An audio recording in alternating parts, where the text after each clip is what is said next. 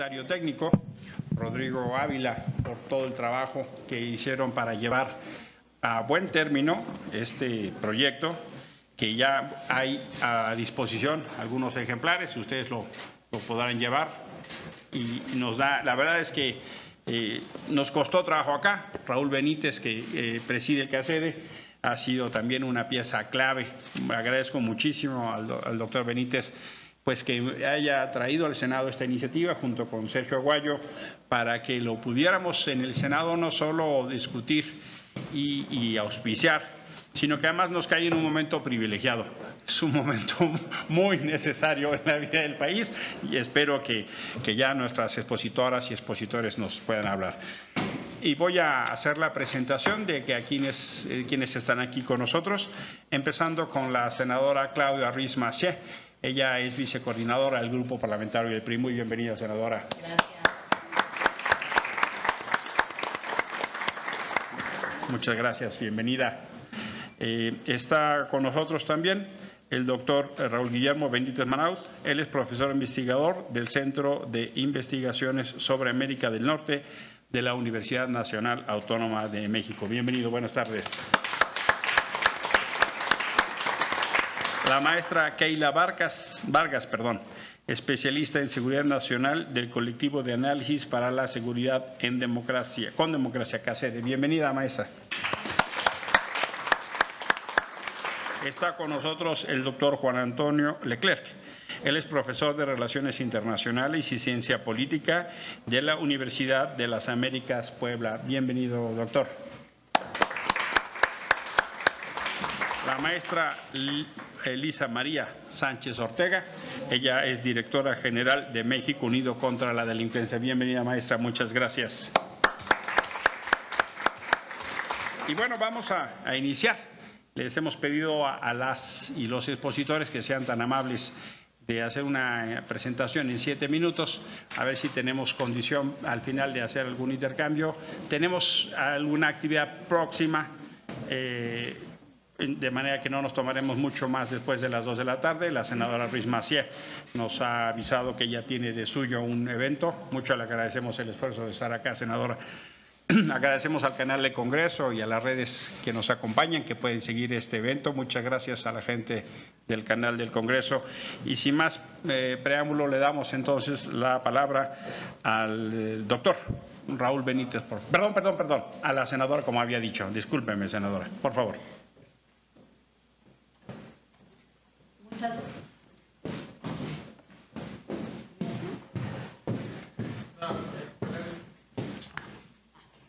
Muchas gracias.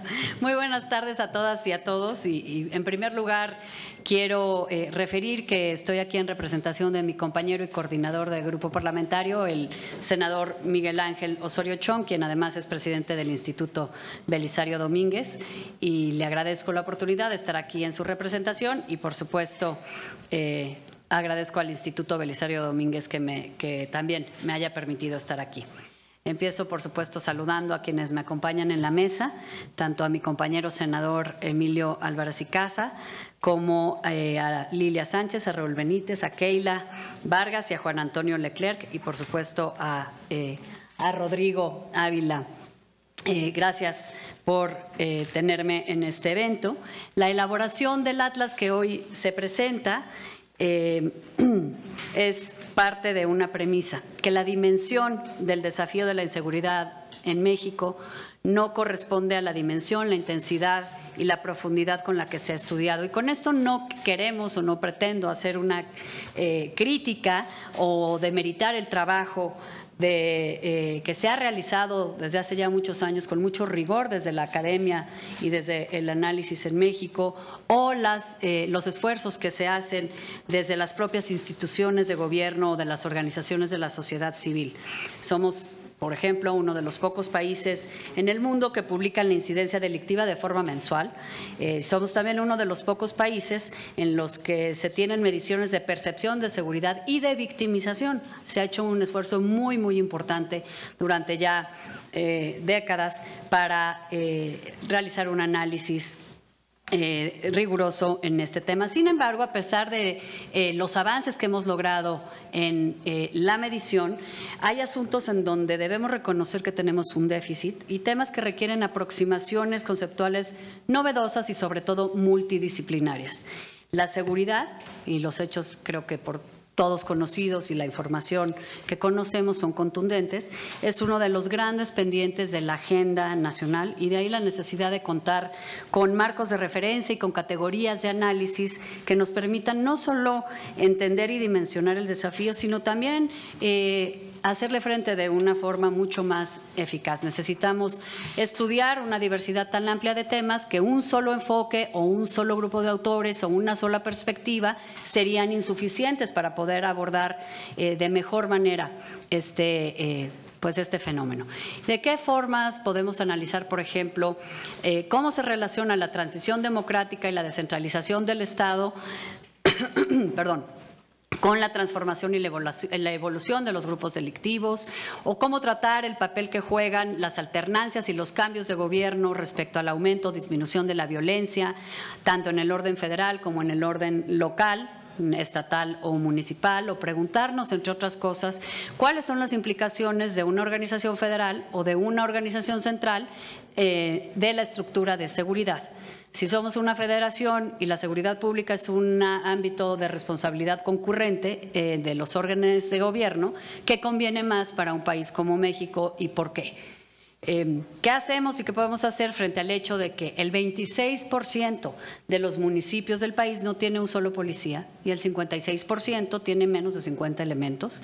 Y frente al hecho de que de las 32 entidades federativas, solo la Ciudad de México cumple el estándar de 1.8 elementos por cada 100,000 habitantes. O con la paradoja que salta a la vista de que al analizar los estados donde se concentra los mayores incidentes de violencia, esta parece tener mayor relación con dinámicas transnacionales o factores geográficos regionales que con la pobreza, como suele pensarse o como hasta hace no mucho era una especie de paradigma. Preguntarnos también si estamos invirtiendo lo suficiente en la procuración de justicia. Si 11 fiscales, 9 peritos y 14 policías ministeriales por cada 100,000 habitantes son suficientes para revertir la altísima tasa de 94% de impunidad que padecemos como país. ¿Qué programas y con qué inversión pública se necesitan para reclutar y formar a los servidores públicos que se requieren en esta materia? O entender fuera de dudas el comportamiento de los homicidios, su lógica, la mecánica que hace posible su aumento o, en su caso, la reducción.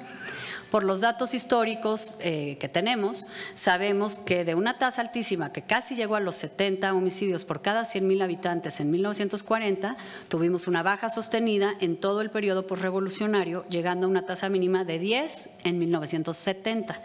Y a partir de ahí se duplicó y en las décadas de los 70 y los 80 se estabilizó alrededor de 20 y de 93 a 2007 disminuyó la tasa un 60% a un mínimo histórico de 8 homicidios por cada 100,000 habitantes. También sabemos que de 2008 a 2011 se triplicó de 8 a 24, pero ¿cómo explicar que de 2012 a 2015 disminuyó en más del 25% el índice de homicidios por cada 100,000 habitantes y que el repunte se haya dado a partir de 2016? Entonces, no hay claramente una respuesta precisa o unívoca de por qué la tasa de homicidios se ha comportado así, particularmente en los últimos 30 años. Hay varias hipótesis y seguramente quienes siguen esta presentación tendrán las propias, pero hace falta estudiar esto con la sistemática indispensable para hacer el diagnóstico más completo, más correcto posible y para identificar correlaciones, causalidades, procesos y mecanismos, para entender el tema en su complejidad y evitar caer de nuevo en simplificaciones y en ensayos y errores que nos han impedido construir capacidades institucionales en todos los órdenes de gobierno y que como sociedad nos permitan enfrentar con mejor y con mayor eficacia el fenómeno de la inseguridad y la violencia. Y en cierto sentido estas preguntas nos permiten ilustrar ¿Cuál es la utilidad de este Atlas de la Seguridad 2020? En pocas palabras, nos ofrecen respuestas a estas y otras interrogantes que todos tenemos. Este Atlas va a ser fundamental para tener una visión panorámica de la situación de la inseguridad que vive el país, para tomar en cuenta distintos enfoques metodológicos y para contribuir a articular mejor estrategias de seguridad. Con estos propósitos, el texto analiza los límites del andamiaje legal que tenemos, los distintos delitos en los que se ha diversificado la delincuencia organizada y el preocupante incremento en la violencia feminicida, entre otros temas. Además, hace hincapié en sus implicaciones para el desarrollo, para la democracia, para el bienestar de la ciudadanía, reconociendo que estamos ante un desafío complejo, añejo y multifactorial, que no admite ya que nos permitamos caer en clichés, en fórmulas o explicaciones de manual. Por el contrario, que demanda sumar esfuerzos y actuar con un sentido de urgencia, pero también entendiendo que todo proceso de cambio, así como las soluciones para que sean duraderas y sostenibles, requieren la pausa del buen diagnóstico que no siempre nos hemos dado. Quisiera aprovechar este espacio para compartir una reflexión. La inseguridad y la violencia forman desafortunadamente parte del clima que tenemos en el país y se han convertido en un asunto cotidiano en el sentido de todos los días para muchas personas y por ello no distinguen entre partidos, entre ideologías o entre competencias en los órdenes de gobierno. Y como legisladores, y es un llamado que hemos procurado siempre hacer desde el Grupo Parlamentario del PRI, que ciertamente siempre ha hecho el senador Álvarez y Casa y que la oposición en general ha buscado traer a la arena del debate parlamentario, necesitamos actuar con altura de miras, con visión de Estado, pensando en lo que le conviene a México y cuáles son las aproximaciones que debemos tener como mexicanos a los complejísimos problemas públicos que enfrentamos, entre ellos el de la inseguridad y la violencia. Hay que colocar en el centro del debate el derecho de las y los mexicanos a vivir en paz, a sentirse seguros, a poder acceder y a ejercer efectivamente sus derechos. Un criterio que debe considerarse tanto en la planeación de las estrategias para enfrentar la inseguridad como en la evaluación de sus resultados. Al centro, las y los mexicanos con sus derechos plenamente garantizados. Y con esto en mente, en la seguridad de la ciudadanía no se trata de repartir culpas, algo que lamentablemente muchas veces en el debate político pues caemos en esa tentación de señalar culpas o de asignar culpas, sino se trata de lograr acuerdos y de trabajar en soluciones conjuntas que partan del diálogo, del respeto a la pluralidad y de la corresponsabilidad entre los actores políticos, los poderes, los órdenes de gobierno y la sociedad en su conjunto, escuchando y atendiendo los puntos de vista de la sociedad civil y de los grupos defensores de derechos humanos y respaldando los esfuerzos de las autoridades locales, apoyándolas en la construcción de instituciones sólidas, confiables, fuertes, de capacidades propias para hacer frente a el área de responsabilidad que en esta materia tienen asignada constitucionalmente. Y entendiendo que la intervención de la Federación en lo local debe ser complementaria y no suplir a las autoridades locales y evaluando desde luego desde el Poder Legislativo la Estrategia Nacional de Seguridad, hacerlo con seriedad, hacerlo con profundidad. Creo que ahí también hay una asignatura pendiente para nosotros y herramientas como estas pues nos serán de gran utilidad, valorando la efectividad y los alcances de la legislación que hemos aprobado en esta materia. Y finalmente, pero no por ello menos importante, involucrando a la ciudadanía.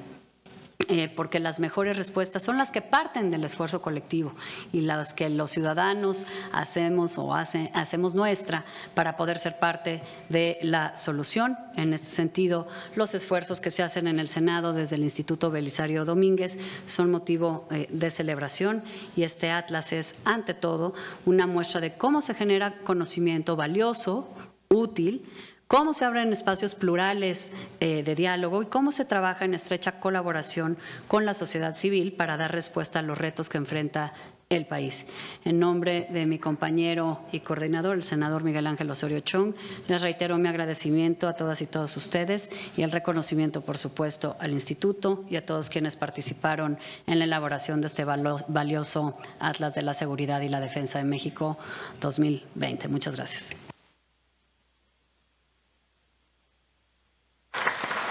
Gracias a la senadora Ruiz Massieu en esta presentación por parte del Instituto Belisario Domínguez, a su nombre y del senador Osorio Chong, que es el presidente del instituto. Ahora es el turno del doctor Benítez, por favor. Sí, muy buenas tardes a todos, ya estamos en la tarde. Le agradecemos mucho sus palabras a la senadora Ruiz Massieu, que ya ha apuntado algunas de las problemáticas que conlleva estudiar la seguridad y la defensa del país.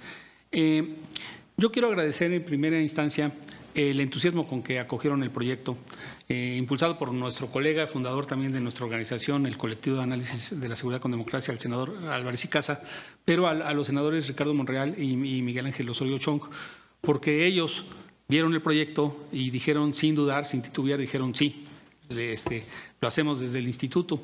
Esto tiene un antecedente que en el año 2016 hicimos ya el Atlas previo, que corresponde pues, a la serie de los Atlas. Esta sería la cuarta edición, pero el Instituto Belisario Domínguez se sumó al proyecto desde el año 2016. Esta sería la segunda colaboración con el Instituto y el Senado, y también se sumó una organización académica, una universidad muy prestigiosa, la Universidad de las Américas Puebla. Entonces, se van haciendo sinergias para un proyecto de esta naturaleza. Quiero resaltar en el Atlas 2020 el despegue de los dos primeros capítulos. Los dos primeros capítulos están escritos quizás por los analistas más connotados, el tema de la violencia y las organizaciones criminales y el tema legal. El primer capítulo de Eduardo Guerrero hace la mapificación del crimen organizado en México, describe por regiones cómo es el avance del crimen organizado, las organizaciones criminales. Y luego pasamos al segundo capítulo que encabeza el ministro de la Suprema Corte, retirado, José Ramón Cosío, las reflexiones de una de las fiscales federales más connotadas en el combate al narcotráfico, Taísia Cruz, y Renato Sales, que también participaron en este debate. Se transcribe un debate que hubo en el Colegio de México sobre la pertinencia del sistema legal mexicano para combatir el crimen organizado, y su reflexión es muy sencilla. Dice, no puede México, con las leyes que tiene, combatir exitosamente el crimen organizado. Y entonces de ahí se derivan una gran cantidad de fenómenos. A esta incongruencia legal señalada por ellos, no por nosotros los académicos, que luego no sabemos muchos de leyes, los politólogos y los sociólogos, sino los abogados que han estado en la posición de la Suprema Corte de Justicia, se desprende también una reflexión sobre las distintos niveles de la legislación sobre derechos humanos. Por ejemplo, el propio senador Álvarez y Casa tiene una contribución de derechos humanos. El connotado comunicador Leonardo Curcio nos habla de una cosa que es muy fea, y el título a mí no me gusta, pero es la realidad. Dice, los periodistas crean zonas de silencio, o sea, ellos mismos se reprimen para no ser agredidos, sobre todo en el interior del país, donde los carteles tienen fuerza, para no comunicar porque su vida está en peligro. El tema de la nueva agenda de seguridad, por ejemplo, está el capítulo de feminicidios escrito por una investigadora del Instituto Belisario Domínguez, por Irma Canter, también de parte del instituto, el tema de la nueva agenda, la legalización de las drogas, que también nuestra comentarista ha estado, es una activa defensora de la legalización de las drogas, que la legalización de las drogas pasa de una agenda dura pues, a una agenda blanda, donde ya no se considera pues una amenaza a la seguridad que la marihuana pueda consumirse con ciertas características, con ciertas regulaciones, etcétera. Entonces ya no es la marihuana un balazo como el que hacen los criminales, es una especie de consideración moderna de derechos humanos. Entonces el Atlas tiene también cuestiones institucionales, el tema de la Guardia Nacional, se analiza en un capítulo su origen, y así nos vamos desprendiendo las contribuciones de los colegas de la Universidad de las Américas Puebla, relativo a todo el tema de la impunidad, relativo al lavado de dinero. En el Atlas también hay un tema de la nueva agenda de seguridad que puso de relieve el actual gobierno, el tema de la corrupción, se analiza el tema de la corrupción. Con el tema de la corrupción pasa lo mismo que lo que estábamos narrando de la guerra al crimen organizado. La ley que existe para combatir la corrupción, las distintas leyes, los sistemas legales son apropiados, pueden con el problema o no pueden con el problema. Es un debate abierto, por supuesto, que además nuestro presidente pues lo destaca cada vez más enfáticamente, ya lo sacó del país, ya lo elevó a los foros internacionales. Entonces, con esto yo quiero señalar, para no consumir mucho el tiempo y darle oportunidad a los otros comentaristas, que el Atlas tiene 21 contribuciones que van abordando todo el panorama de la seguridad y la defensa del país. El análisis de las Fuerzas Armadas lo hacemos a través de la Guardia Nacional, que lo hace una connotada investigadora del Colegio de México, Mónica Serrano.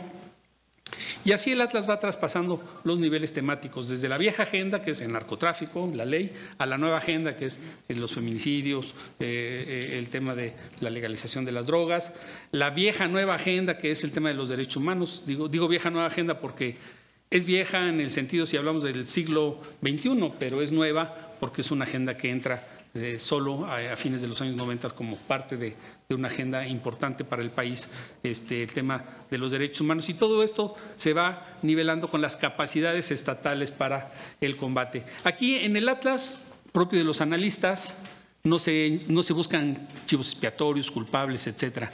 Quiero concluir con el fenómeno que se debate de la militarización o militarismo en el país. Afortunadamente, quiero señalarlo con énfasis, hay una buena relación civil-militar. O sea, las instituciones castrenses, como dice la democracia, responden a los proyectos del presidente. Y eso fue así desde que se inauguró la democracia en México, desde el presidente Ernesto Zedillo, con el presidente Calderón, con el presidente Peña Nieto, con el actual presidente. Y eso es un elemento muy positivo, porque solo nos faltara que hubiera una diferencia entre Fuerzas Armadas y mandos civiles políticos. Las Fuerzas Armadas, si están abarcando más misiones, que además incluso muchos de sus miembros no están de acuerdo, pero institucionalmente pues abrazan una indicación presidencial, ¿hasta dónde se puede abrir ese abanico? Y eso es lo que se señala el proceso de militarización. La militarización ha afectado, sí. ¿A quién? En primer lugar, a la Secretaría de Comunicaciones y Transportes, que yo creo que es la más golpeada dependencia del Estado en estos niveles. Luego está el tema de la seguridad pública, ¿no? La Guardia Nacional es capaz de sustituir con más eficiencia lo que fue la Policía Federal. Todavía es una pregunta abierta porque la Guardia Nacional todavía es una institución joven. Entonces, es muy difícil saber si la eficacia se va a mostrar con la baja de los índices. Hasta el momento no ha sido así. La pandemia mostró que a pesar del cierre de la circulación de las personas en todo el país, el cierre de la disminución del tráfico de automóviles, de las empresas, del mismo gobierno, los traspasos a este tema del home office y todo esto, los delincuentes no hicieron ni home office ni nada. Las estadísticas son similares. Entonces, eso es una cosa muy preocupante, ¿no? Yo con esto dejo el comentario señalando, bueno, pues lo que se está debatiendo esta semana. Se había hablado mucho de si hay militarización que lleva al militarismo. Hay militarización, no creo que lleve al militarismo, pero ahora viene el decreto que impulsó el Poder Ejecutivo Federal. Para mí no es más militarización, es securitización. O sea, se está ampliando al ámbito de la seguridad muchas áreas civiles, que es la construcción de obras de infraestructura estratégicas por parte del aparato del gobierno federal. Entonces, allí lo dejo porque pues, el decreto apenas salió hace 2 días. Ha habido una andanada de opiniones a favor y en contra. Vamos a ver cuál es el efecto y se discutirá, obviamente, en los próximos días, semanas y meses con más profundidad. Aquí lo dejo, senador. Muchas gracias. Muchísimas gracias. Ya. Tanto la senadora como el doctor Benítez ya nos pusieron carnita, ¿no? ya empezó el tambor, ¿no? Y el ritmo muy bueno para empezar a reflexionar, que es justo el sentido de estos eventos. Le damos ahora el uso de la palabra a la maestra Vargas, por favor, si es tan amable. Bueno, sí, ya estamos. Perfecto. Bueno, pues muchísimas gracias, senador. Tengo un buen reto de tratar de cumplir las indicaciones del senador Emilio Álvarez y Casa. Vamos a tratar de hacer esto en 7 minutos, a ver si podemos, pero con la mejor de las intenciones. Primero que nada, agradecer al Instituto Belisario Domínguez y al Senado de la República por acompañar el esfuerzo del CACEDE, que como organización de sociedad civil tenemos la vocación no solamente de impulsar el desarrollo de conocimientos sobre los temas vinculados con la seguridad y su ramificación en todos los conceptos, sino también el hacer llegar y el socializar este conocimiento hacia públicos especializados, pero también hacia aquellas personas que tienen un primer acercamiento hacia estas problemáticas y que genuinamente están interesados en poder generar una opinión a partir de diferentes elementos. Como bien señalaba el doctor Benítez hace un momento, el Atlas es un producto vivo en el sentido de que tanto los abordajes analíticos que se realizan de los diferentes temas de la vieja agenda, nueva agenda, agenda moderna, como la queramos llamar, no solamente requieren venir también de la propia academia, sino que requiere definitivamente de una discusión con otros actores sociales, organizados o no organizados, con otros grupos de investigación y también desde la perspectiva fuera de México, ¿no? En ese sentido, quisiera señalar también que el anexo estadístico, en este sentido, refleja muy bien la naturaleza cambiante de los temas que estamos revisando.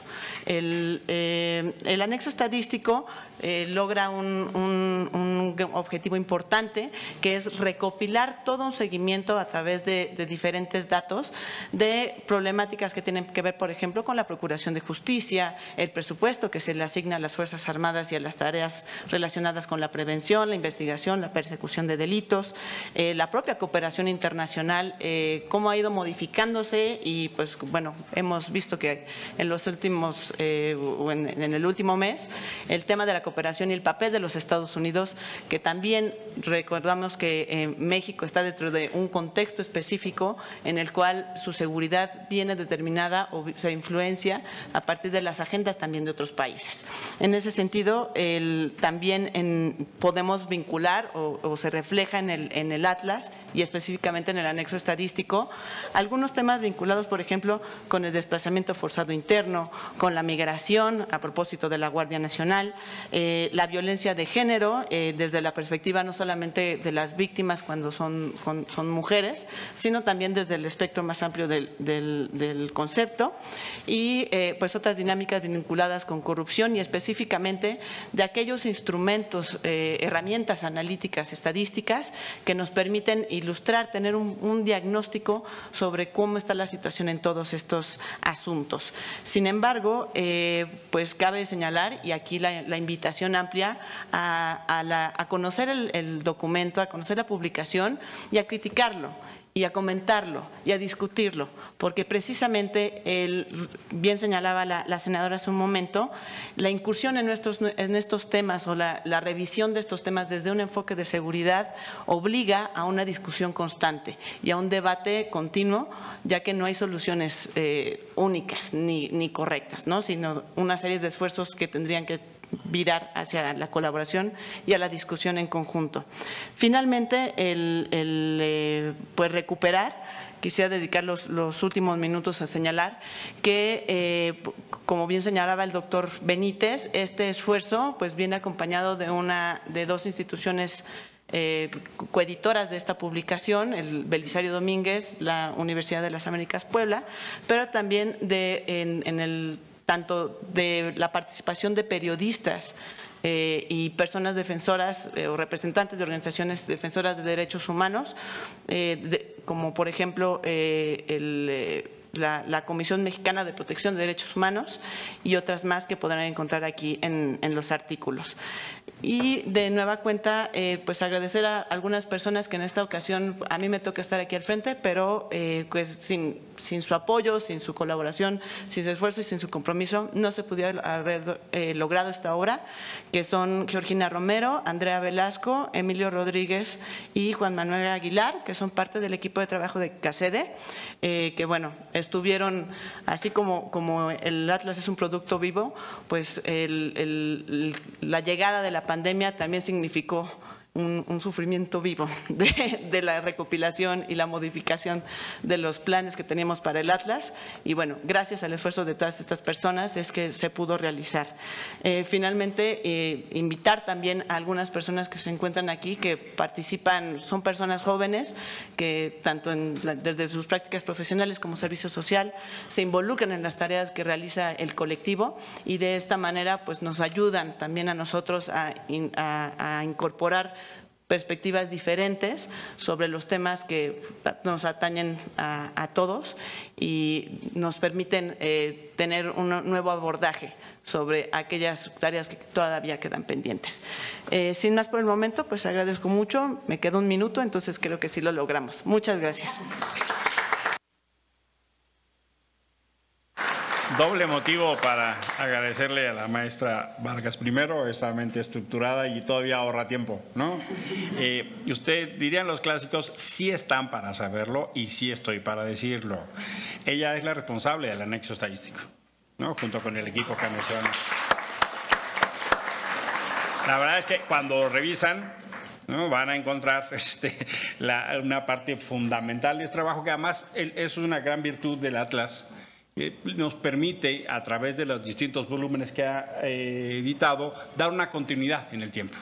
Entonces, quienes se especializan, quienes trabajan, quienes en el servicio público o quienes en el trabajo legislativo o académico, social, tienen un instrumento valiosísimo, literalmente es una mina, ¿no? Y muchas gracias a la maestra Vargas y al equipo que mencionó por todo ese trabajo. Permítanme insistir en la importancia de que se sigan también los trabajos del Instituto Belisario Domínguez. Esta es solo una de las muestras del trabajo que hace el Instituto. El Instituto tiene una cuenta en Facebook, que es el Instituto Belisario Domínguez. En Twitter también lo pueden seguir. Y lo pueden seguir también en @IBDSenado. Son las iniciales de Instituto Belisario Domínguez, @IBDSenado. Este material y otros están a disposición. Son gratuitos en el sentido genérico de la palabra, pero ustedes los pagan con sus impuestos, ¿no? Entonces yo les invito a que los aprovechen, ¿no?, y desquiten sus impuestos, ¿no?, porque pues ya están, ¿no? Entonces aprovechenlos de la mejor manera, estos y otros materiales, pues aprovechenlos, ¿no? Y gracias al instituto. Vamos ahora a dar el uso de la palabra al doctor Leclerc, por favor, si es tan amable. Muy buenas tardes. Antes que nada, senadora Claudia Ruiz Massieu, senador Emilio Álvarez y Casa, maestro Rodrigo Ávila, muchísimas gracias por acompañar este trabajo como coeditores, y también agradecer a nombre de mi universidad la posibilidad de poder presentar los resultados en el Senado de la República. Por supuesto, también es un gusto para mí poder compartir esta mesa con Keila Vargas, Lisa Sánchez y Raúl Benítez, colegas y estudiosos de este tema tan complejo como es la relación entre seguridad, violencia y fenómenos que la acompañan, como es el caso de la impunidad. Para la Universidad de las Américas Puebla es verdaderamente un honor poder participar en esta edición del Atlas de la Seguridad y la Defensa de México 2020, junto y de la mano con el colectivo de análisis de seguridad con democracia CACEDE y el Instituto Belisario Domínguez del Senado. No me cabe la menor duda que CACEDE se ha constituido ya en un colectivo de pensamiento de análisis especializado que es referencia en el debate nacional, regional e internacional al respecto de la seguridad pública, muy especialmente en nuestro país, y que estos atlas, publicados en forma continua ya en 4 ediciones desde 2009, resultan documentos académicos y de política pública indispensables para analizar la dimensión de los retos que enfrentamos en materia de seguridad, justicia y protección de los derechos humanos. Estamos muy honrados desde la Universidad de las Américas Puebla de poder ser parte de este esfuerzo. El Atlas de Seguridad y Defensa 2020 representa un reporte único en su tipo que suma esfuerzos importantísimos de académicos provenientes de las principales universidades de nuestro país y el extranjero, al igual que de especialistas vinculados a muy destacadas organizaciones de la sociedad civil de nuestro país. Su relevancia radica, desde mi punto de vista, en la presentación periódica de análisis especializado, acompañado de información estadística focalizada para comprender la dinámica y las perspectivas nacionales de la seguridad y la defensa. pero también entenderlo como un insumo necesario para la formulación e implementación de mejores políticas públicas dirigidas a garantizar condiciones de paz y seguridad a los mexicanos. Desde la UTLAP y el Centro de Estudios sobre Impunidad y Justicia, nos hemos comprometido con la generación de conocimiento académico especializado sobre estos temas con investigaciones de alcance internacional, especialmente desde el proyecto Índice Global de Impunidad. Nuestros reportes especializados sobre México, Colombia y muy recientemente también sobre la impunidad ambiental en nuestro país representan la forma en que nosotros tratamos de abordar la complejidad de la justicia, la seguridad y la serie de fenómenos que siempre van de la mano, agudizando sus consecuencias. En este sentido, las contribuciones con las que colaboramos en este índice, en el Atlas 2020, se han enfocado especialmente a poner sobre la mesa la importancia de discutir la justicia y la impunidad ambiental, el lavado de dinero y la violencia política, con énfasis en los procesos electorales, pero que no se agota en estos temas. Nuestros estudios sobre la impunidad desde 2015 han destacado en forma reiterada que México se caracteriza desgraciadamente por muy altos niveles de impunidad. De acuerdo a la última edición de nuestro Índice Global de Impunidad en 2020, México ocupa el lugar 60 de 69 países estudiados. Esto es resultado, de acuerdo a nuestros datos, de problemas de desempeño, tanto estructurales y funcionales, en las dimensiones de justicia y seguridad, pero también de la existencia de casos muy graves de violaciones a los derechos humanos. Consideramos que estos resultados nos señalan que reducir excesivamente estos niveles de impunidad tendría que convertirse en una prioridad en la definición de políticas de seguridad, acceso a la justicia y, por supuesto, protección a los derechos humanos, lo cual involucra el compromiso de garantizar recursos suficientes para aumentar capacidades institucionales, infraestructura y profesionalización, que además deben acompañarse con la definición de procesos de evaluación y rendición de cuentas mucho más efectivos. La complejidad de la crisis de seguridad, violencia e impunidad que enfrenta nuestro país nos exige una definición de políticas públicas basadas en evidencia y la implementación de acciones medibles, verificables y reportables, siguiendo un criterio de impacto en sus objetivos. Creemos que el Atlas realiza en este sentido una contribución indispensable a la definición de política pública basada en evidencia. Lo que nos parece muy delicado es que no importa cómo midamos o nos acercamos al problema de la seguridad y su relación con la impunidad, México se va a destacar en todos los estudios por altísimos niveles de impunidad en comparación de los países o entre los estados. Desde mi perspectiva, enfrentamos una crisis de inseguridad y violencia que he definido como una implosión patológica pública. La coexistencia de fenómenos públicos disfuncionales terriblemente complejos que pueden existir en muchos países, pero que desgraciadamente en nuestro país se extienden más allá de lo controlable y que además implosionan simultáneamente, dificultando la posibilidad de construir una agenda pública cuando además los recursos presupuestales son escasos. La información y los estudios que se encuentran en el Atlas nos permiten entender la magnitud y el alcance justamente que adquiere este proceso de implosión patológica y nos lleva a tomar en serio la necesidad de desarrollar estrategias y dinámicas de cambio institucional más efectivas para hacerle frente. No podemos darnos el lujo de seguir inercialmente una dinámica de degeneración institucional e impunidad. No podemos aceptar quedar atrapados en estrategias públicas ineficientes, pero sobre todo en la normalización social de la violencia y la victimización. Con esta edición y los diferentes textos elaborados por especialistas, miembros de CACEDE, esperamos realizar una contribución al diseño de políticas de seguridad, acceso a la justicia y todos estos ámbitos que hemos discutido, que nos permitan reducir significativamente los niveles altísimos de violencia que enfrenta y sufre los mexicanos cotidianamente. Esperamos que este trabajo, al igual que los estudios y reportes que elaboran nuestras universidades y muchas organizaciones de la sociedad civil, sea bien recibido y encuentre un ambiente receptivo para el diálogo crítico sobre políticas públicas y cambio institucional en los espacios de toma de decisión, tanto a nivel federal como estatal. Agradezco nuevamente muchísimo la oportunidad de conversar con ustedes en el Senado de la República.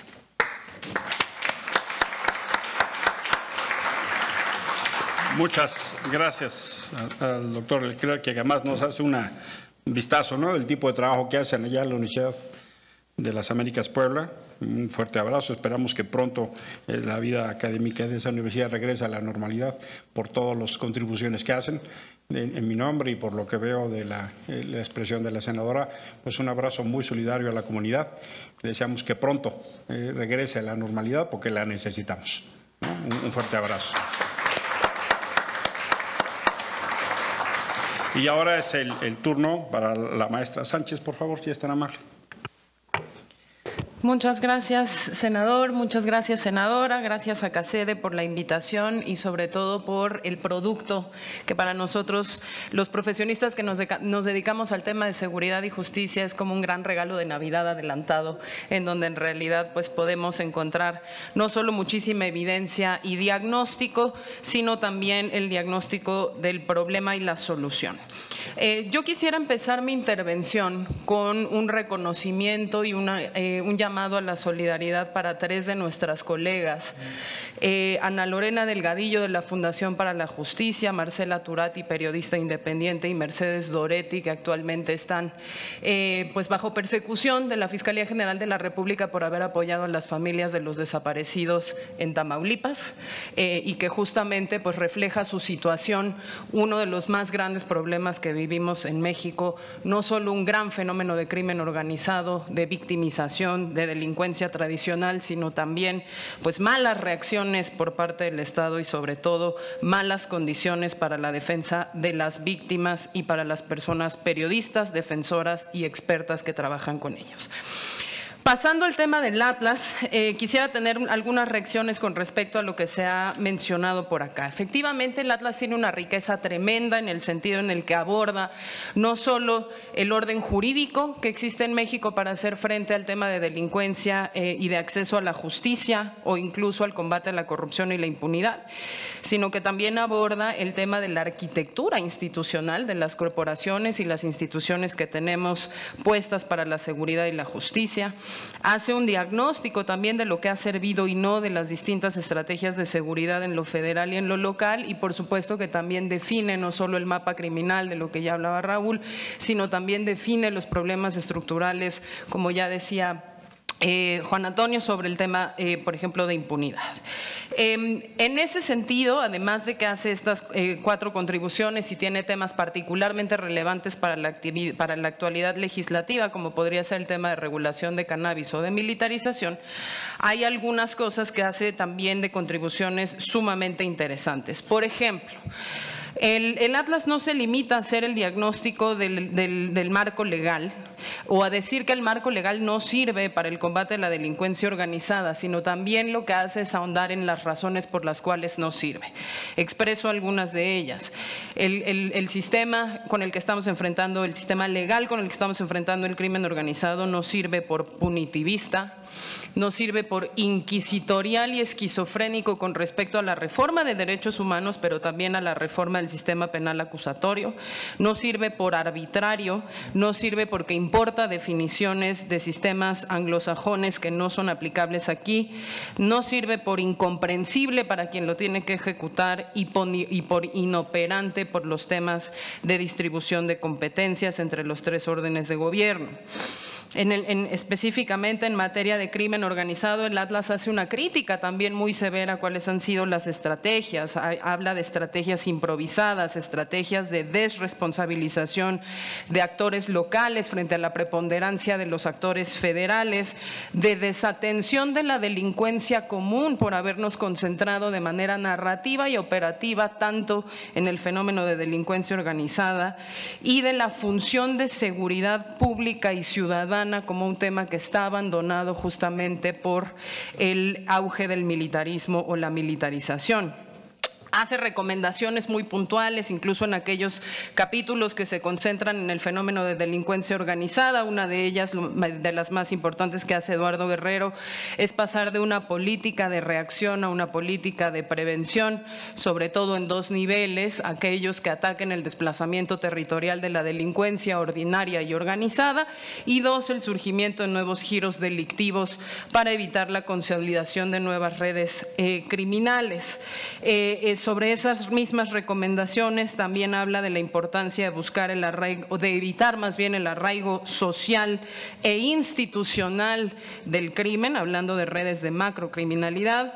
Busca volver al objetivo pragmático, no de criminalidad cero, sino de establecimiento de límites a la actividad delincuencial para lograr menores afectaciones en la ciudadanía, es decir, reducción de la violencia, reducción de la diversificación criminal, reducción del poder de fuego. Sobre el tema de arquitectura institucional y nuevos fenómenos de seguridad, evidentemente hay un capítulo interesantísimo sobre el fenómeno de militarización, de los cambios en las relaciones cívico-militares, que también aborda cuál es el problema de esos fenómenos cuando hablamos de degradación del gobierno civil y de calidad de democracia. Hablando de seguridad, no se queda solo en el ámbito de seguridad, sino que también aborda cuáles serían esos riesgos de la preponderancia militar y de fuerzas federales por autonomía presupuestal, por reversión del principio de subordinación al gobierno civil, por evasión de responsabilidades penales y administrativas, hablando del decretazo, o por erosión del Estado de Derecho, porque con cada acto de autoridad que viola la Constitución se degrada el Estado de Derecho y legalidad en México. Cierro simple y sencillamente haciendo un llamado, ya que estamos en el Senado de la República, a que se lea con detenimiento este atlas, porque hay muchas cosas que modificar en el ámbito legislativo, aunque por supuesto que el atlas también reconoce que el ámbito operativo es igualmente importante. Y hay un cuestionamiento interesante que se encuentra acá sobre el tema del abandono policial, sobre el tema de la seguridad en lo municipal, en lo estatal, sabiendo que los policías no tienen ni su relación laboral reconocida por el Estado mexicano. Entonces, ojalá que podamos desde este recinto legislativo poner atención a ese tipo de cosas para que podamos tener todos más seguridad, más justicia y paz. Muchísimas gracias.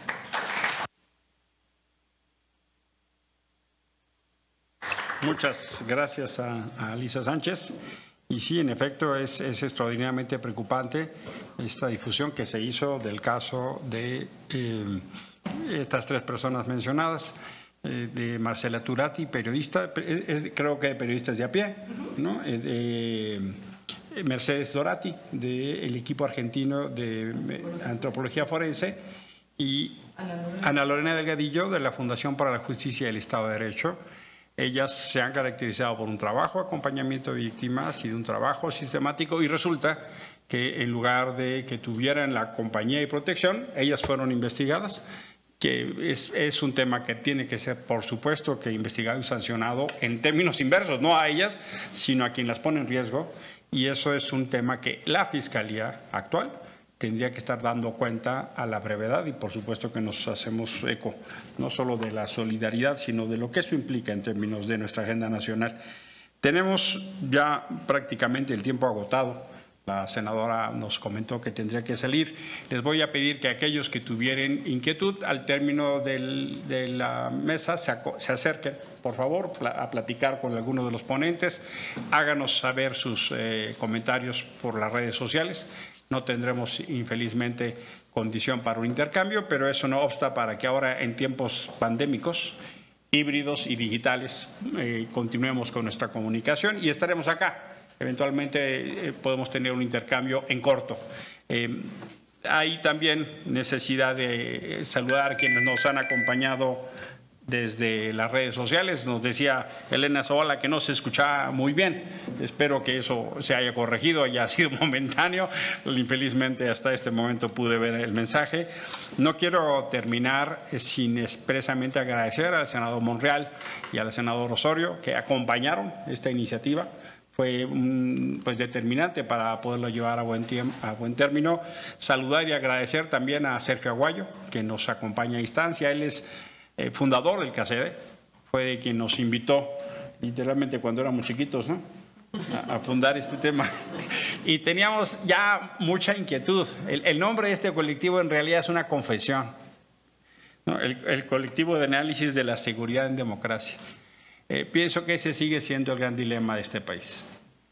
Y a la luz de lo que se presentó esta semana, digamos, como el cierre de una primera mitad de gobierno y lo que viene, no puedo más que externar mi enorme preocupación digamos, en la suma de un decreto que extiende un extraordinario paraguas de discrecionalidad y que abusa del concepto de seguridad nacional, que tiene que ver mucho con lo que aquí estamos discutiendo. Ahora resulta que hasta las obras turísticas son de seguridad nacional y que se suspenden los plazos en materia y leyes en materia de transparencia ambiental, administración pública, obra pública, y que cualquier adquisiciones, toda la regulación está suspendida porque la Administración Pública Federal tiene instrucción de 5 días dar los permisos y en un año regularlos, ¿no? Y también es una manera de debilitar todo lo que se conoce como los pesos y contrapesos legales. ¿Qué camino se le deja, por ejemplo, para la resistencia legal o la resistencia pacífica a las comunidades indígenas que están en contra? ¿Qué camino se deja en términos de Estado democrático de derecho a quienes no están de acuerdo con lo que está pasando y se apela al concepto de seguridad nacional? Eso lo sumamos con las declaraciones del general secretario el sábado, pues por supuesto que se hace un cóctel particularmente delicado. En el marco de la segunda mitad de esta administración, pues pareciera un escenario complicado y este Senado mandató con mucha claridad por una Guardia Nacional Civil. Se detuvo el proyecto de lo que venía de origen y se cambió. Todo el tiempo dijimos, pero pasa un poco como en el inglés, ¿no? El inglés se escribe de una manera, pero se pronuncia de otra. Y parece que así sucede. Dijimos una Guardia Civil y se ha hecho una Guardia Militar. Se capacita en instalaciones militares, se construye en espacios militares, son militares los que lo conforman, lo dirigen militares. Es una enorme... Y luego nos dicen que quieren regresarlo al ejército por la vía de una reforma constitucional. Bueno, hay sí una discusión muy de fondo en este país sobre el tema de la seguridad en democracia. Agradezco muchísimo entonces que CACEDE traiga a la mesa que las organizaciones que acá nos acompañan, como México Unido contra la Delincuencia y otros, estén muy pendientes, que la UDLAP, con esa capacidad de análisis que ha hecho de los temas que nos describió el doctor Leclerc, y que este equipo con Raúl y Keila pues nos den estos insumos. Yo creo, le invito al maestro Ávila que sea tan amable de hacer llegar un ejemplar a cada integrante de esta soberanía, ¿no? Porque pues luego les vamos a preguntar en el pleno a ver si ya lo leyeron. Cuenta con ello, no de mi parte. Pero no quiero terminar sin agradecer a todas las personas que nos acompañaron el día de hoy, a las ponentes, a los ponentes y a ustedes por su presencia, a quienes nos siguieron por el canal del Congreso y las redes del Senado. Muchas gracias, muy buenas tardes, nos vemos a la próxima.